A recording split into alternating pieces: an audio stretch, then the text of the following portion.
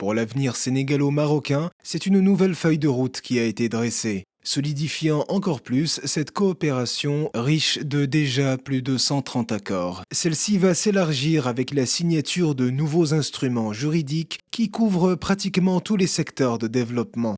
Sur le plan économique et commercial notamment, les deux parties invitent leurs secteurs privés respectifs à contribuer activement à la dynamisation et au renforcement des échanges économiques et des partenariats. Le groupe d'impulsion économique devrait en ce sens se réunir prochainement. Au niveau des infrastructures, la réunion s'est axée sur la mise en place d'un mécanisme de suivi ainsi que d'une coopération opérationnelle entre les infrastructures portuaires. La voie maritime devrait prendre de l'ampleur, particulièrement entre Tangemed et le port autonome de Dakar d'une part, et entre le nouveau port de Dakhla et ceux de Ndayane et Bargny. L'industrie n'est pas en reste. Sénégal et Maroc se sont mis d'accord pour le développement d'actions visant à encourager les investissements et le partenariat industriel bilatéral via la création de relations de proximité entre les filières porteuses de complémentarité industrielle et de compétitivité.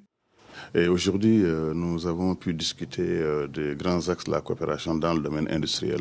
Vous savez que le Sénégal vient de rentrer dans une nouvelle ère de pétrole, de gaz, donc de nouveaux moyens pour être beaucoup plus compétitif. Et nous sommes aussi dans une nouvelle ère de développer ce qu'on appelle des zones agro-industrielles et des zones économiques spéciales. Et l'expérience marocaine est très importante.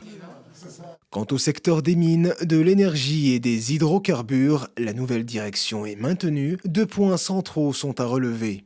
Le développement des énergies renouvelables qui restent dans les objectifs des deux nations et la mise en œuvre de projets d'accès à l'électricité, de renforcement des capacités industrielles et de valorisation et transformation locale des ressources minières. Pour ce qui est de l'enseignement supérieur, de la recherche et de l'innovation, la coopération se maintient et devrait se renforcer à travers la mise en place du programme d'application pour la période 2026-2028.